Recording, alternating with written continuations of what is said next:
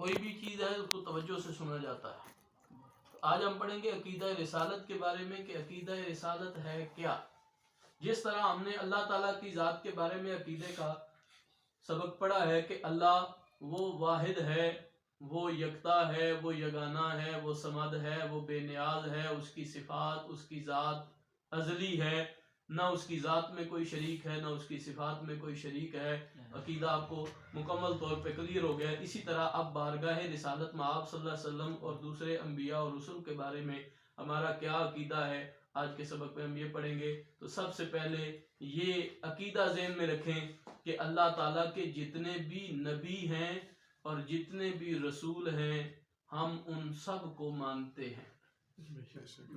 ہم کسی نبی اور کسی رسول کا کسی حوالے سے بھی انکار کرتے نہیں ہیں. اب نبی اور رسول میں فرق کیا ہے؟ نبی، ہر رسول نبی ہے جبکہ ہر نبی رسول نہیں ہوتا. نبی کی تعریف یہ ہے کہ وہ بندہ، وہ بشر جس کو اللہ تعالیٰ نے اپنا پیغام پہنچانے کے لیے بندوں کی طرف مبعوث فرمایا ہو، لیکن وہ اپنی شریعت کا اعلان نہیں کرتا بلکہ کسی رسول کی شریعت کا اعلان کرتا ہے. جبکہ رسول وہ ہے جو نبی بھی ہے اور ساتھ ہی ساتھ اللہ نے اسے ایک الگ شریعت دے کر بھیجا ہے.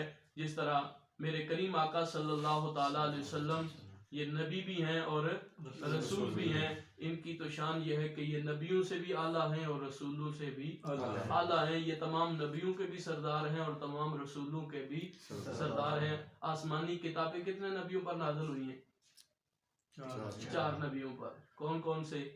سب سے پہلے زبور نازل ہوئی حضرت داؤد علیہ السلام کے اوپر، تورات نازل ہوئی حضرت موسیٰ علیہ السلام کے اوپر، اور انجیل نازل ہوئی حضرت عیسیٰ علیہ السلام کے اوپر. اور چوتھی کتاب اور تمام کتابوں کی سردار جامع ترین کتاب، وہ تمام نبیوں کے سردار میرے اور آپ کے آقا حضور نبی کریم صلی اللہ تعالیٰ علیہ وسلم پر نازل ہوئی.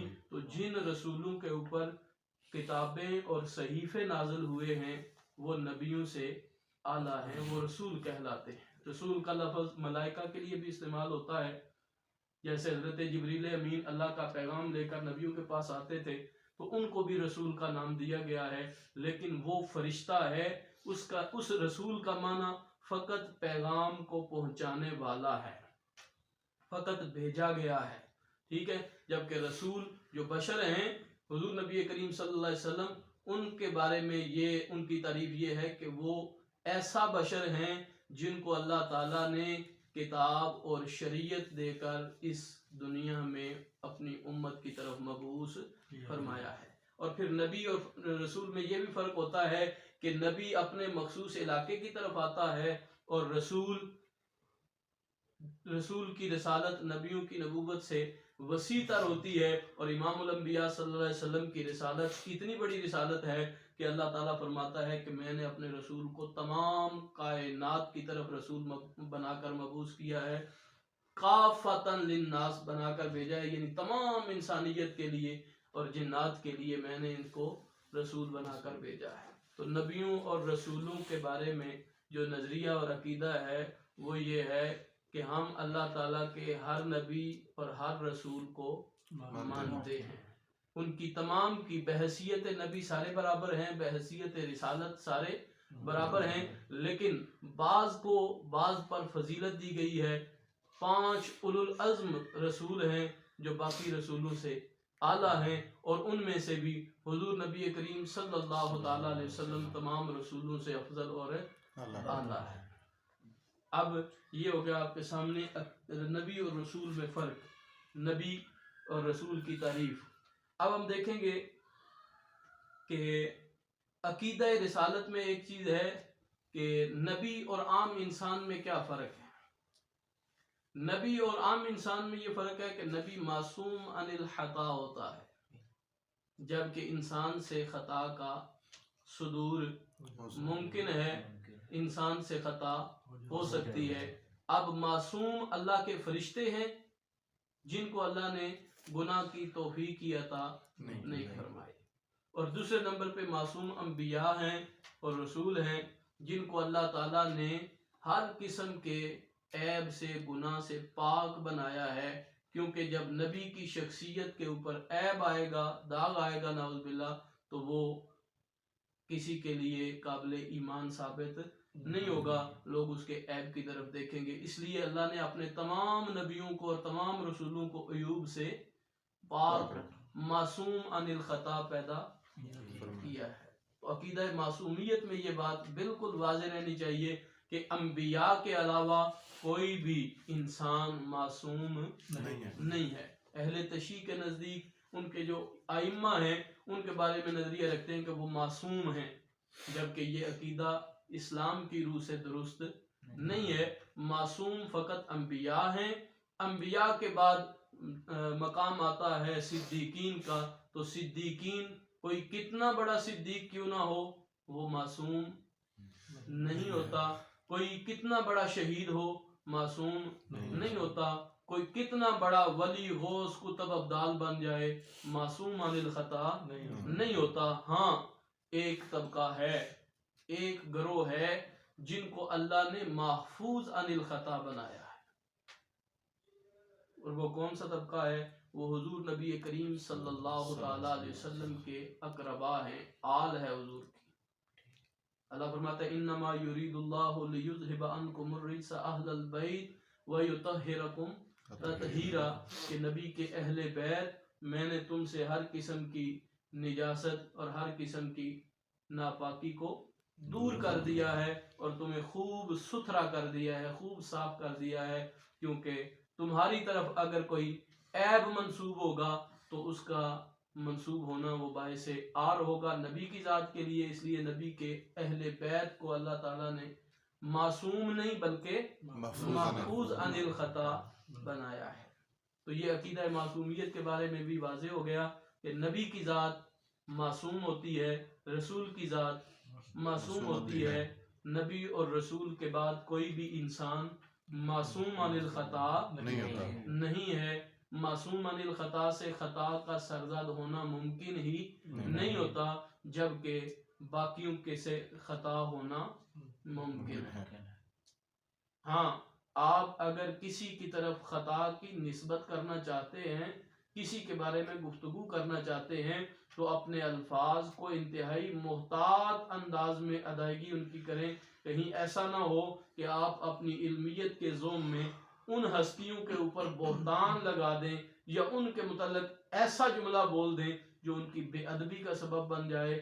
شاید اس سے آپ کافر تو نہ ہوں گے لیکن بے ادبوں کی لسٹ میں شامل ضرور ہو جائیں گے۔ اللہ مجھے آپ کو بے ادبی سے بھی محفوظ رکھے۔ تو تیسرے نمبر پہ نبی پاک صلی اللہ علیہ وسلم کی ذات گرامی یہ تمام نبیوں کی سردار ہے، اور ہم سارے نبیوں کو مانتے ہیں، سارے نبیوں کے اوپر ایمان لاتے ہیں، اور ہمارا یہ عقیدہ ہے کہ ہم اللہ کے کسی نبی اور کسی بھی رسول کا انکار نہیں کرتے، سب کے اوپر ایمان لاتے ہیں، لیکن یہ بھی ایمان لاتے ہیں کہ ان تمام نبیوں اور رسولوں سے اعلیٰ اور افضل اور تمام نبیوں اور رسولوں کے امام جن کو اللہ نے ختم نبوت کا تاج عطا فرمایا ہے وہ میرے اور آپ کے کریم آقا صلی اللہ تعالی علیہ وسلم ہے۔ جس طرح عقیدہ نبوت اور رسالت ضروری ہے، اسی طرح یہ عقیدہ بھی ساتھ رکھنا ضروری ہے کہ حضور علیہ السلام خاتم النبیین ہیں، ختم نبوت کا تاج پہن کر آئے ہیں۔ اور یہ کیا ہے ختم نبوت؟ ختم نبوت کا مطلب یہ ہے کہ اللہ نے جو سلسلہ نبوت کا اور رسالت کا حضرت آدم علیہ السلام سے شروع فرمایا تھا وہ حضور علیہ السلام کے اوپر آ کر مکمل ہو گیا ہے۔ اس کی وضاحت حضور نے یوں فرمایا انا خاتم النبیین لا نبی بعدی، میں تمام نبیوں کے اوپر خاتم بن کر آیا ہوں اور میرے بعد کوئی نبی نہیں ہے۔ یہ نہیں فرمایا میرے بعد کوئی رسول نہیں، بلکہ فرمایا میرے بعد کوئی نبی نہیں ہے۔ جب کسی نبی کی گنجائش نہیں تو رسول کی گنجائش کیسے ہو سکتی ہے؟ اس کی مزید وضاحت فرما دی، فرمایا لو کان بعدی نبی لکان عمر، اگر میرے بعد کوئی نبی آتا تو وہ عمر ہوتا۔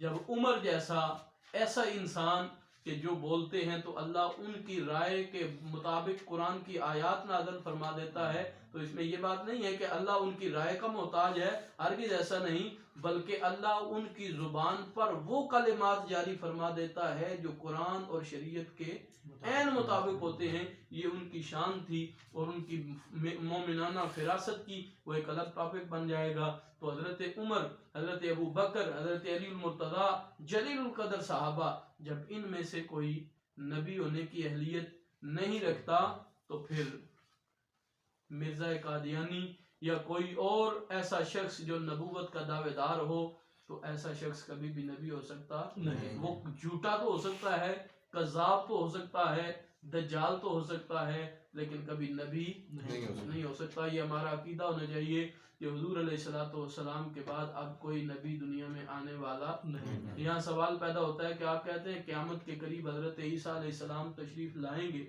تو پھر آپ کہتے ہیں نبی نہیں آئے گا، تو پھر عیسیٰ علیہ السلام کے آنے کا کیا مطلب ہے؟ تو جواب یہ ہے کہ حضرت عیسیٰ علیہ السلام اپنی نبوت و رسالت کے زمانہ میں تشریف لا چکے ہیں. اللہ نے ان کو زندہ آسمانوں پہ اٹھایا ہوا ہے. وہ قرب قیامت جب تشریف لائیں گے تو وہ پہلی شریعت کے مطابق نہیں آئیں گے، وہ آئیں گے تو حضور علیہ السلام کی شریعت کے مطابق دنیا پہ جو ہے وہ نظام قائم کریں گے. اور اس وقت ایک ہی شریعت ہوگی، اور وہ کون سی شریعت ہوگی؟ شریعت محمدیہ. ان کے دوبارہ اس دنیا میں تشریف لانے سے ختم نبوت کے عقیدہ کے اوپر کوئی اعتراض وارد نہیں ہوتا، کیونکہ بحیثیت نبی اور رسول وہ پیدا ہو چکے ہیں، ان کی ولادت ہو چکی ہے، وہ نبی اور رسول ہونے کا حق دنیا میں ادا کر چکے ہیں. اب یہ اللہ تعالیٰ کی مشیت ہے کہ ان کو زندہ رکھا ہوا ہے، آسمانوں کے اوپر اٹھایا ہوا ہے، اور قرب قیامت وہ اللہ کی نشانی بن کر اور شریعت مصطفیٰ کے نفاذ کا سپاہی بن کر اس دنیا میں تشریف لائیں گے. تو یہ عقیدہ ختم نبوت بھی، یہ میں نے عام لفظوں میں، سادہ لفظوں میں آپ کو بتایا کہ یہ رکھنا ضروری ہے. اگر حضور علیہ السلام کے بعد کسی بھی شخص کو، خواہ وہ ولی ہو، غوث ہو، کتب ہو، ابدال ہو، کتنا ہی متقی اور نیک اور پرہیزگار کیوں نہ ہو، کسی کو بھی کسی حوالے سے بھی اس کو نبی کہنے کی اجازت نہیں ہے. اگر آپ غیر نبی کو نبی کہیں گے تو آپ کافر ہو جائیں گے، کیونکہ آپ نے ایک ایسے شخص کو نبوت والا قرار دے دیا جس کو اللہ نے نبوت عطا ہی نہیں کی. اس لیے ہمارے ہاں ایک جملہ بولا جاتا ہے 1,24,000 کم و بیش انبیاء. تو یہ جملہ علماء کہتے ہیں احتیاط یہ ہے کہ یہ 1,24,000 کم و بیش بھی نہ کہا جائے. اگر کوئی 1,24,000 کا نام لیتا ہے تو ساتھ کم و بیش ضرور لگائے، تاکہ صحیح تعداد کا تو اندازہ کسی کو نہیں ہے. ایسا نہ ہو کہ آپ 1,24,000 کہہ کر کسی ایسے کو نبوت میں شامل کر دیں جس کو اللہ نے نبوت عطا نہیں فرمائی، یا آپ کسی ایسے کو نبوت سے خارج کر دیں جس کو اللہ نے نبوت عطا فرمائی ہے.